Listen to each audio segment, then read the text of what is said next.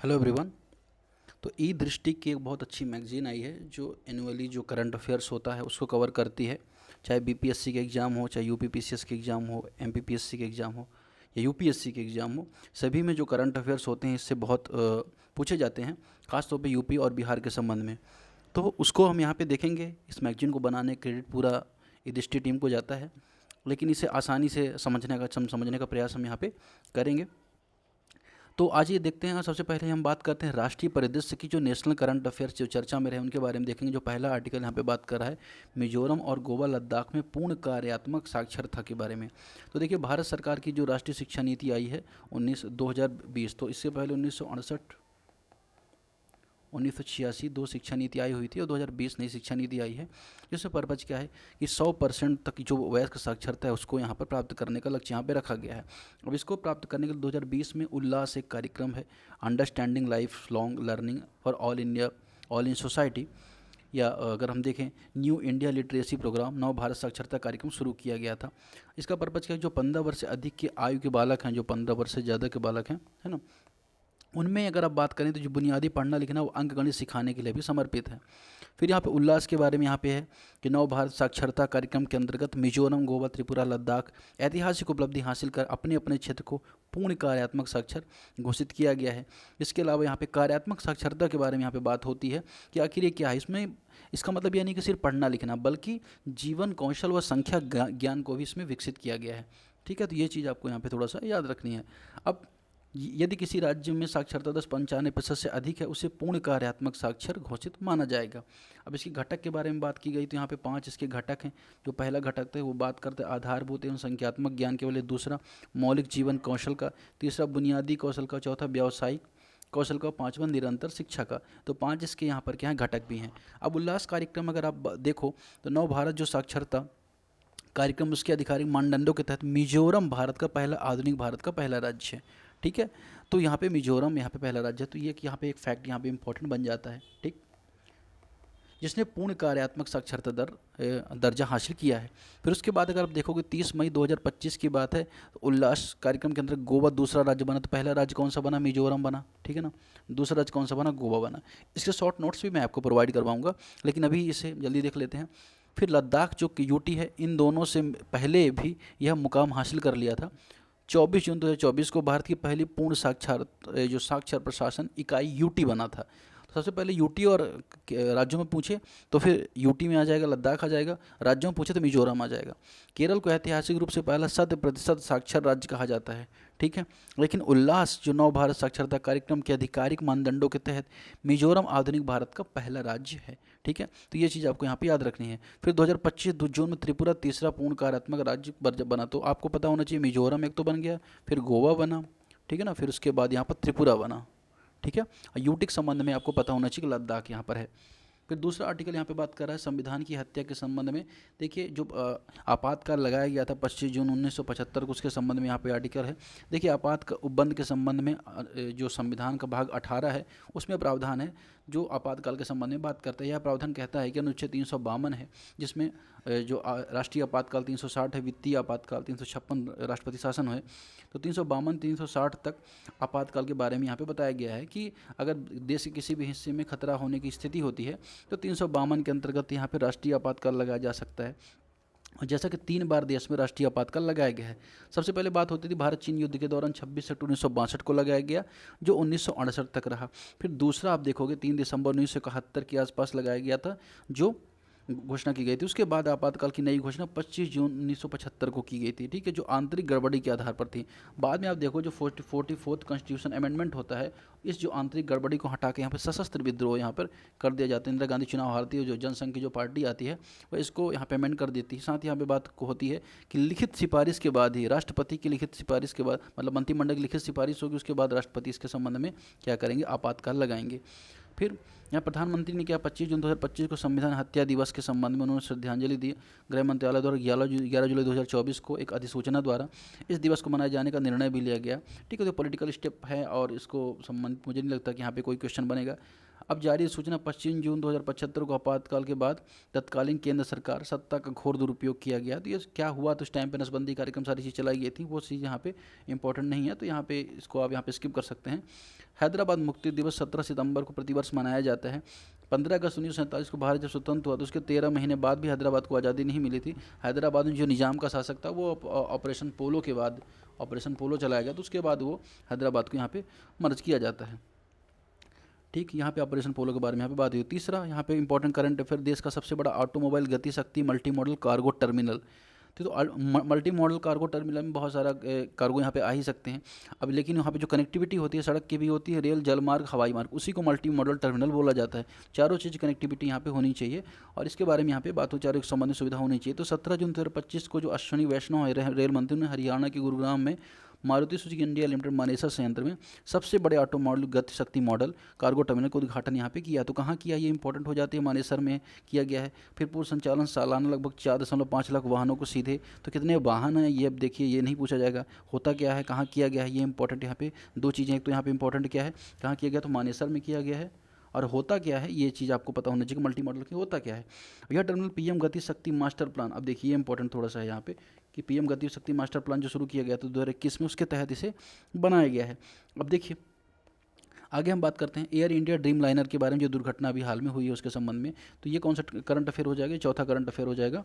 Air India dream liner के बारे में आपने सुना होगा, अहमदाबाद में दुर्घटना हुई जिसमें अगर देखो 252 के आसपास यात्री यहाँ पे मारे गए। अब देखिए क्या हुआ, आग, गोला उठा, ये सारी चीज़ें तो इंपॉर्टेंट नहीं है, लेकिन हाँ कहाँ दुर्घटना हुई, अहमदाबाद में हुई, आपको थोड़ा सा याद रखना है। इसके संबंध में अगर आपको वीडियो डिटेल आप इसी चैनल में अपलोड किया गया है कि आखिर 1990 से लेके, अगर आप देखो 1960 से आसपास से लेकर 2024 तक विमान दुर्घटनाएं क्यों इतनी ज़्यादा हुई, उसके संबंध 10 मिनट का वीडियो, तो आप उसे वहाँ से देख सकते हैं, तो सारे कारण आपको पता चल जाएंगे। साथ ही डेली करंट अफेयर्स अगर आप एमसीक्यू देखना चाहते हैं तो आप जाएंगे, और इसी चैनल में आपको द हिंदू एक्सप्रेस से डेली 10 से 15 एमसीक्यू सेलेक्ट किया जाता है, उसको एक्सप्लेन किया जाता है बाइलिंगुअल, वो भी आप यहाँ से देख सकते हैं। एयर इंडिया फ्लाइट A171 के बारे में यहाँ पे बात होती है, कौन सी फ्लाइट थी वो थोड़ा सा आपको पता होना चाहिए। बोइंग कंपनी की फ़्लाइट थी, 242 लोग थे ये यहाँ पे, केवल एक व्यक्ति बचा है, विश्वास कुमार रमेश, शायद ऐसा नाम पूछा जाए, बाकी इंपॉर्टेंट इतना ज़्यादा नहीं। यहाँ ये पूछा जा सकता है गुजरात के पूर्व मुख्यमंत्री विजय रूपानी जी भी उसमें सवार थे, उनकी भी मौत हो गई है, तो ये चीज़ यहाँ पर हो सकता है पूछी जाए, तो ये आपको थोड़ा सा यहाँ पर याद रखना है। अब देखिए अगर हम बात करें यहाँ पर तो कितने पुर्तगाली थे, कितने कौन थे, यहाँ पे ये नहीं पूछा जाएगा। अगर हम पूछा जाएगा तो ये भारत का जो नगर विमानन महानिदेशालय DGCA क्या करता है, इन सारी चीज़ों को यहाँ पे जांच करता है, कंट्रोल करता है, ठीक है। उसके अलावा ब्लैक बॉक्स के बारे में आपने सुना होगा, ब्लैक बॉक्स इंपॉर्टेंट है। ब्लैक बॉक्स होता ऑरेंज कलर का है, लेकिन ब्लैक बॉक्स बोला जाता है। तो लास्ट में जो कन्वर्सेशन होती है पूरे जो अगर आप बात करो कि कैबिन में, उसको यहाँ पे ये रिकॉर्ड करता है, जिससे पता चलता है बाद में कि आखिर क्या मामला था, ठीक है। तो ये कंपनी ड्रीम लाइनर का नवीनतम चौड़ी बॉडी वाला यहाँ पे था जो विमान था, उसके बारे में यहाँ पे है कि उसमें दुर्घटना हुई। 1 करोड़ रुपए यहाँ पे मेंटेनेंस देने की बात की है टाटा सन्स ने, जिनकी भी मृत्यु यहाँ पे हुई है। भारत के अन्य भीषण टक्कर 1996 में चरखी दादरी मध्य आकाश टक्कर हुई थी, भारत की अब तक की सबसे घातक 349 लोगों की यहाँ पे मौत हुई थी 1985 में। तो इस पर एक डिटेल वीडियो मैंने बना रखा है, आप जाके वहाँ से देख सकते हैं, क्योंकि अब देखिए एग्जाम में ये सारी चीज़ें नहीं पूछी जाएंगी इतना, लेकिन अगर आपको जानना है, रुचि है, तो आप वहाँ से देख सकते हैं। फ्लाइट रिकॉर्डर क्या होता है, यहाँ पे ब्लैक बॉक्स की बात होती है। डिवाइस 2 प्रकार का होता है, flight data recorder FDR, cockpit voice recorder. अब CVR ये नारंगी कलर का होता है, दुर्घटना के बाद इसे आसानी से खोजा जा सकता है। 1000 तक के डिग्री तक के जो टेम्परेचर उसको भी ये झेल सकता है। इसी वजह से अगर आप देखोगे इतनी ज़्यादा विमान दुर्घटना होती है, उसके बावजूद ब्लैक बॉक्स यहाँ पे प्राप्त हो जाता है, ठीक है। ये चीज़ आपने यहाँ पे देख ली। अब यहाँ पे कुछ चीज़ें और हैं, जैसे अगर आप देखो केंद्र सरकार ने जाति जनगणना को मंजूरी दी, इस पर भी मैंने डिटेल वीडियो यूट्यूब में बना रखा है, 10 मिनट में आप देख सकते हैं उसे। जाति जनगणना से यहाँ क्या होता है कि देश में कितनी जनजाति उनके बारे में जानकारी रखना, जिससे सरकार सामाजिक आर्थिक जो कार्यक्रम चलाती है उनको सफलतापूर्वक अंजाम दे सके और सही लोगों को लाभ मिल सके। पिछली बार जब जनगणना हुई ना, तो इससे पता चला कि लगभग 46 लाख भारत में जातियाँ हैं। तो क्या इतनी बड़ी जाति का जनगणना किया जा सकेगा, ये थोड़ा सा चैलेंज यहाँ पर जरूर है। अगर आप बात करो तो स्वतंत्रता के बाद 1931 में जनगणना की शुरुआत होती है, लेकिन अगर आप देखोगे तो 1872 में लॉर्ड मेयो के टाइम पे जनगणना की शुरुआत होती है। फिर 1881 के आसपास रिपन आई थिंक होता है, रिपन के बाद जनगणना प्रॉपर होने लगती है। 10 वर्ष बाद 1931 में पहली बार सामाजिक आर्थिक राजनीति जो जनगणना सोशियो इकोनॉमिक जो कास्ट सेंसस होती है उसको कंडक्ट किया जाता है। उसके बाद हर साल 10 वर्ष में जनगणना होती है, लेकिन यहाँ पे आप देखो सिर्फ SC और ST के डाटा कलेक्ट किया जाता था, जाति आधारित डाटा कलेक्ट नहीं किया जाता था।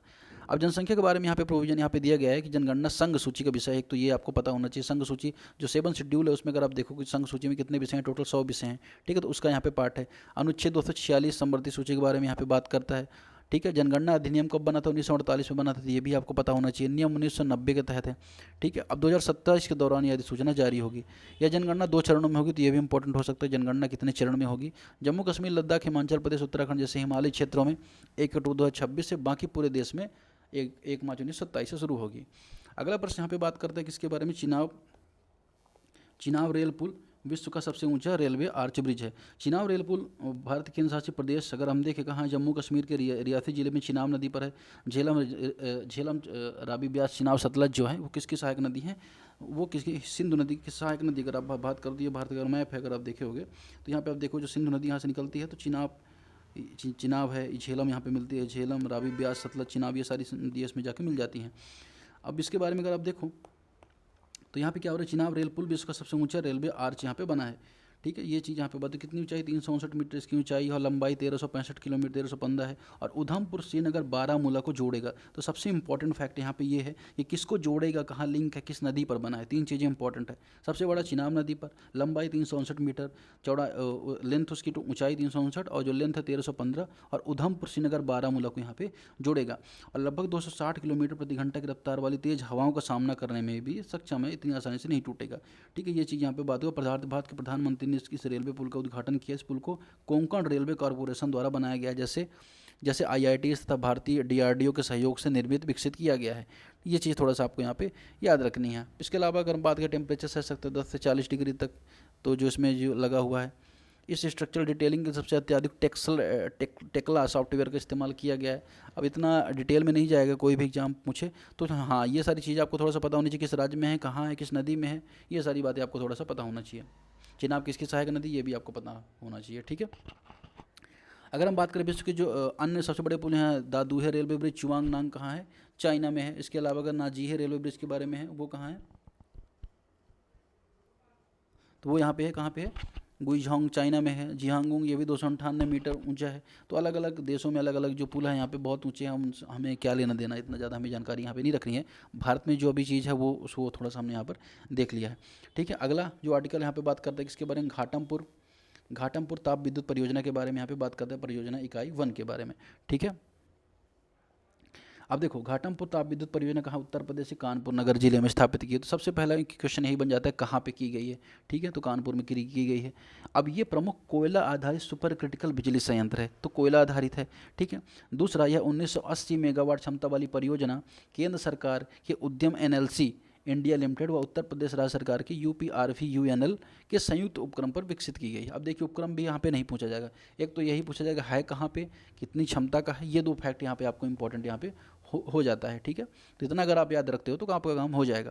तीसरा यहाँ पे अब बात ये हो रही है कि प्रधानमंत्री मोदी ने उद्घाटन किया उत्तर प्रदेश के कानपुर में, तो कहाँ है? कानपुर में है। अगर आप यूपी का एग्जाम दे रहे हैं तो कानपुर शहर भी इंपॉर्टेंट यहाँ पे हो जाता है। दूसरा, हाँ, अब इसे नेवेली उत्तर प्रदेश पावर लिमिटेड नामक संयुक्त उद्यम कंपनी संचालित कर रही है। तो देखिए कुछ फैक्ट यहाँ पर है, कितनी लागत आई है। लगभग 75% बिजली उत्तर प्रदेश को मिलेगी, शेष 25% बिजली असम राज्य को आवंटित की जाएगी। ये थोड़ा सा इंपॉर्टेंट एक फैक्ट यहाँ पे है, ठीक है। इसके अलावा इस परियोजना की शेष 2 इकाइयाँ 2026 तक प्रारंभ होने की उम्मीद है। अब देखिए ये जो इंपॉर्टेंट है, ये इंपॉर्टेंट नहीं है इतना फैक्ट, आपको यहाँ पे थोड़ा सा ये याद रखना है कहाँ पे किसको मिलेगा, किसने बनाया, कब उद्घाटन व किस शहर में, और क्या नाम है परियोजना का, और किससे संबंधित है, क्या ये सौर ऊर्जा संबंधित है, पवन ऊर्जा से, तो कोयला आधारित ऊर्जा संबंधित है। लोक माता देवी अहिल्याबाई के संबंध में आर्थिक सशक्तिकरण महासम्मेलन।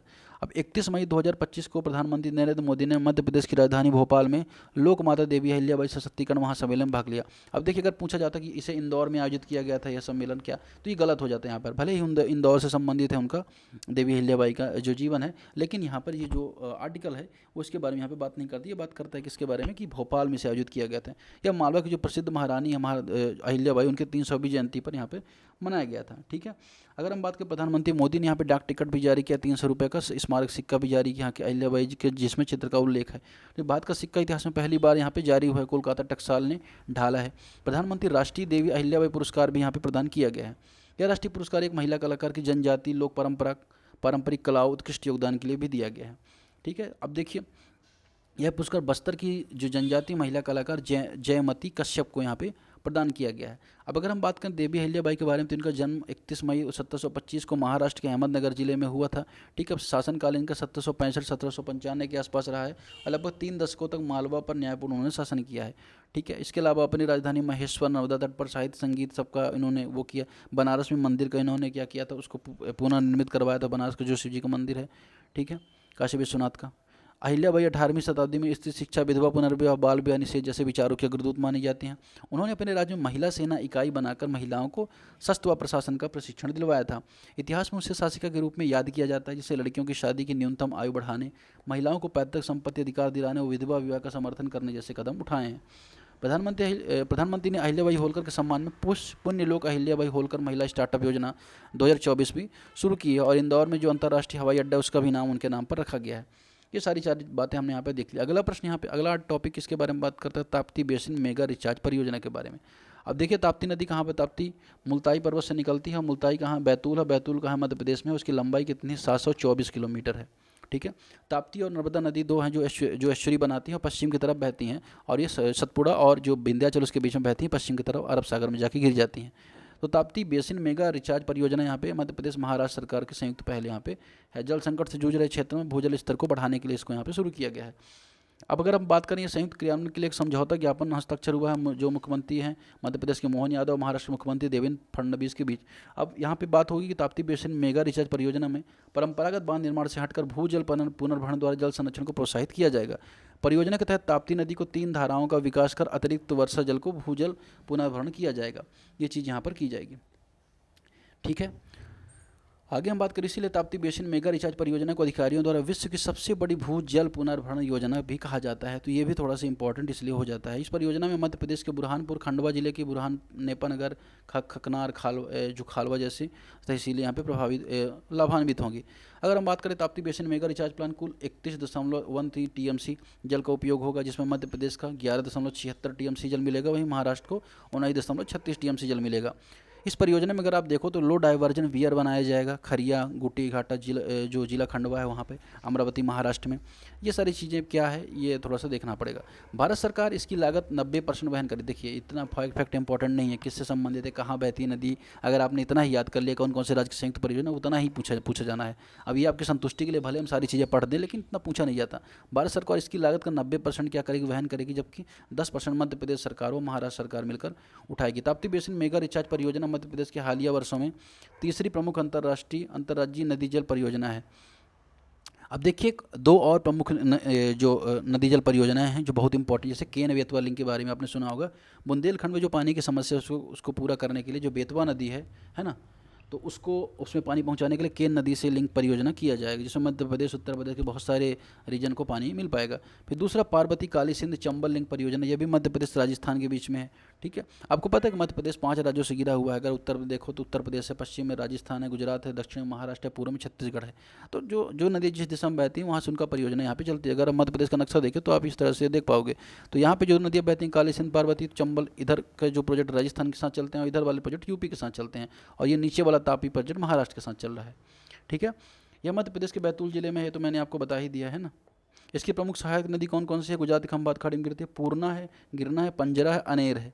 ठीक है, अब नर्मदा के बाद ये ताप्ती भारत की दूसरी सबसे लंबी पश्चिम की ओर बहने वाली नदी। नर्मदा की लंबाई 1312 किलोमीटर है, जिसमें 1090 वो मध्य प्रदेश में बहती है। ठीक है, पहलगाम से युद्ध विराम तक 22 अप्रैल 2025 को जम्मू कश्मीर के पहलगाम में ये आतंकी हमला हुआ था। इसके बाद ऑपरेशन सिंदूर लॉन्च किया गया था, तो ऑपरेशन सिंदूर का नाम इंपॉर्टेंट है। फिर 2016 में सर्जिकल स्ट्राइक हुआ था, 2019 में बालाकोट में एयर स्ट्राइक हुआ था। ये भी थोड़ा सा इंपॉर्टेंट आपको पता होना चाहिए। अब ये कहाँ है, कहाँ पे पहलगाम, तो अनंतनाग जिले में है। ठीक है, दूसरा पहलगाम से लगभग 7 किलोमीटर दूर बैसरन घाटी है। तो बैसरन घाटी कहाँ है, अनंतनाग कहाँ है, ये थोड़ा सा आपको लोकेशन आपकी इंपॉर्टेंट यहाँ पे हो जाती है। इसके अलावा आप देखिए ये अब इसकी जिम्मेदारी द रेजिस्टेंस फ्रंट ने ली थी, जो लश्कर तैयबा जो पाकिस्तानी बेस्ड टेररिस्ट ग्रुप है उसका यहाँ पे माना जाता है। और इसमें भारत की सुरक्षा एजेंसी ने हमले में 4 आतंकियों की पहचान की, जिसमें अली भाई ये हैं, तो इसका भी नाम यहाँ पे नहीं पूछा जाएगा एग्जाम में। पहलगाम हमले में भारत ने अपनी संप्रभुता पर सीधा हमला मारा। उसके बाद जो एक हाईएस्ट लेवल पर बैठक हुई, इसमें सिंधु जल संधि 1960 में की गई थी, जिसके तहत अब सिंधु जल संधि 1960 में की गई, विश्व बैंक की मध्यस्थता में की गई थी। और सिंधु झेलम चिनाव का जो पानी है पाकिस्तान को जाना था, और रावी ब्यास सतलज का पानी भारत में रहना था। ठीक है, तो ये चीज़ आपको यहाँ पे याद रहे, कौन सी नदी किसको पानी मिलना था। ठीक है। तो औपचारिक निर्णय लिया गया कि इसको भी क्या किया जाए, स्थगित कर दिया जाएगा। साथ इंडिकेटर जो पोस्ट है अटारी वाघा बॉर्डर, उसको भी तत्काल प्रभाव से बंद करने का निर्णय भी यहाँ पे लिया गया। सार्क वीजा छूट के तहत जो भी लोग भारत आए हुए थे पाकिस्तान के, उनको भी तुरंत यहाँ से बाहर जाने की बात की गई। अब सार्क के बाद 1995 के आसपास इसका गठन हुआ था, ठीक है, दक्षिण ग्रुप जिसे बोला जाता है, जिसमें 2017 के आसपास जब पाकिस्तान के इस्लामाबाद में बैठक हुई, अब पाकिस्तान जो आतंकवाद को लेकर सपोर्ट करता है उसको लेकर भारत ने यहाँ पे उसको स्थगित ही कर दिया एक तरह से। सार्क का स्थान बिम्स्टेक वगैरह जो ग्रुप है उन्होंने ले लिया, बे ऑफ बंगाल का जो इनिशिएटिव है। अब प्रधानमंत्री मोदी ने तीनों सेनाओं को यहाँ पे खुली छूट दे दी थी कि आप अपने हिसाब से यहाँ पे ऑपरेशन करिए। ऑपरेशन सिंदूर यहाँ पे चलाया गया, ठीक है। बाद में युद्ध विराम भी घोषित किया गया। अब देखिए अगर 5 आतंकी ठिकाने कहाँ कहाँ हमले किए गए, बहावलपुर है, मुरीदा का साकरगढ़ है, देखिए ये सब नहीं पूछा जाएगा। ये लश्कर तैयबा जैसे मोहम्मद, हिजबुल मुजाहिदीन, ये तीनों संगठन पाकिस्तानी ग्रुप हैं, इनके ठिकानों को नष्ट करने का प्रयास किया गया है, तो वो चीज़ की ही गई है, ठीक है। इसके अलावा टर्की में ड्रोन का भी इस्तेमाल किया गया पाकिस्तान की तरफ से, ये भी थोड़ा सा आपको यहाँ पे याद रखें। जिसके बाद जो टर्की और अजरबैजान के जो संबंध है भारत को उतने अच्छे नहीं हैं इस टाइम पे। ऑपरेशन सिंदूर के तहत 100 से अधिक आतंकवादियों को मार गिराया गया, ऐसा भारत सरकार का मानना है, ठीक है। ये सारी चीज़ें आपने यहाँ पर देख ली। आगे हम बात करेंगे किसके बारे में, आगे हम बात करेंगे अब लश्कर तैयबा के एक अन्य प्रशिक्षक है, ये कौन है, इससे इतना इंपॉर्टेंट नहीं, एग्जाम में क्या आएगा नहीं आएगा, पूरी कहानी हमें पढ़ने से कोई मतलब नहीं है।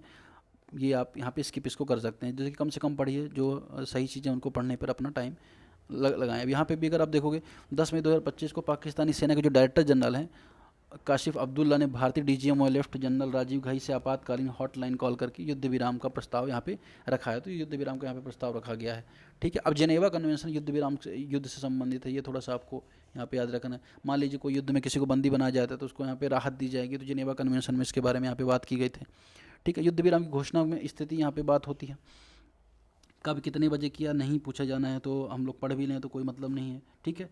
अगर आपको बहुत ही डिटेल में पढ़ना तो बहुत सारे यूट्यूब में वीडियो पड़े हुए हैं, तो आप वहाँ से देख सकते हैं। केंद्र सरकार ने ऑपरेशन सिंदूर और भारत के सीमा पार आतंकवाद के खिलाफ जारी लड़ाई में 7 सर्वदलीय प्रतिनिधिमंडल को भेजा और बताया है पूरे विश्व के बड़े बड़े देशों को कि किस तरह से भारत क्रॉस बॉर्डर टेररिज्म से प्रभावित है।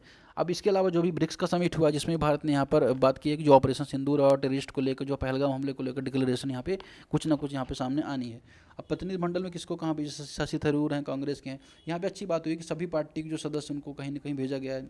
शशि थरूर कांग्रेस के, उनको यूरोप भेजा गया। फिर अगर आप देखोगे कि जो मध्य एशिया में ओवैसी, असदुद्दीन ओवैसी को भेजा गया, रविशंकर प्रसाद को भाजपा से भेजा गया, ठीक है। आगे हम बात करेंगे यहाँ पर ऑपरेशन सिंदूर में प्रयुक्त भारतीय हवाई बल कौन कौन से थे। तो देखिए राफेल विमान जैसे हमने फ्रांस से लिया है उसको यहाँ पे यूज़ किया गया था। स्टार शैडो क्रूज मिसाइल का भी उपयोग किया गया था, इसकी यूरोपियन जिसका वो माना जाता है। फिर हैमर हाईली जो मॉड्यूलर म्यूनिशन एक्सटेंडेड रेंज है उसका फ्रांस से हमने लिया, उसका यहाँ पे यूज हुआ। ब्रह्मोस जिसे भारत ने रूस के साथ मिलकर बना, इसका भी यहाँ पे उपयोग हुआ, ऐसा माना जाता है। अब क्रूज मिसाइल और जो बैलिस्टिक मिसाइल, बैलिस्टिक मिसाइल इस तरह से अपने यात्रा को तय करती है और क्रूज मिसाइल इस तरह से अपनी यात्रा को तय करती है, ठीक है। तो यही थोड़ा सा उन दोनों में डिफरेंस है। भारतीय सेना हथियार प्रणाली अगर आप देखें तो स्काई स्ट्राइकर है, भारत इजराइल ने मिलकर जिसे बनाया है। फिर IIO हारो प्लोटरिंग है। फिर वायु सुरक्षा में S-400 ने काफ़ी अच्छा काम किया है, यहाँ पे आपको पता होना चाहिए। और आकाश सरफेस टू एयर मिसाइल ने भी जो सरफेस जो भारत की सुरक्षा है उसमें योगदान अपना निभाया है। इसके अलावा अगले टॉपिक में हम बात करेंगे, अगले टॉपिक में हम देखेंगे उत्तर प्रदेश सेमीकंडक्टर यूनिट की स्थापना।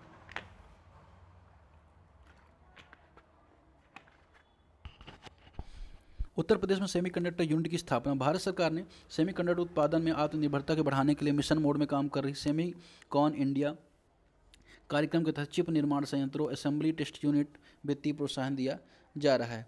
इसे तो दीर्घावधि रणनीति संचालन के लिए इंडिया सेमीकंडक्टर मिशन की बात की गई है।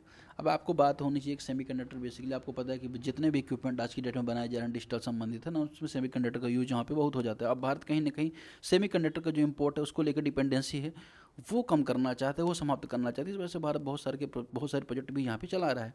इसके बाद अगर आप बात करें डिटेल से तो यहाँ पे आप देखोगे, गिव मी अ सेकंड। अब यहाँ पे अगर आप देखोगे तो इंडिया सेमीकंडक्टर मिशन की शुरुआत यहाँ पे हुई है। यह मिशन सेमीकॉन इंडिया कार्यक्रम के नोडल एजेंसी के रूप में कार्य यहाँ पे कर रहा है।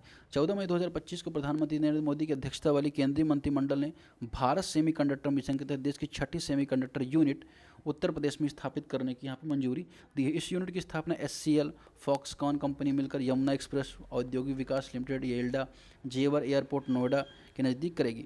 SCL और फॉक्सकॉन दोनों क्रमशः भारत व ताइवान की इलेक्ट्रॉनिक टेक्नोलॉजी और क्षेत्र में कार्य करने वाली कंपनियां हैं, ठीक है। यह unit mobile phone, laptop, PC, automobile जैसे डिस्प्ले संबंधी उपकरणों के लिए डिस्प्ले ड्राइवर चिप्स का निर्माण करेगी। इस यूनिट को 20,000 वेफर्स प्रतिमाह उत्पादन से स्थापित किया गया है। ठीक है, वाणिज्यिक उत्पादन 2027 तक इसका शुरू किया जाएगा।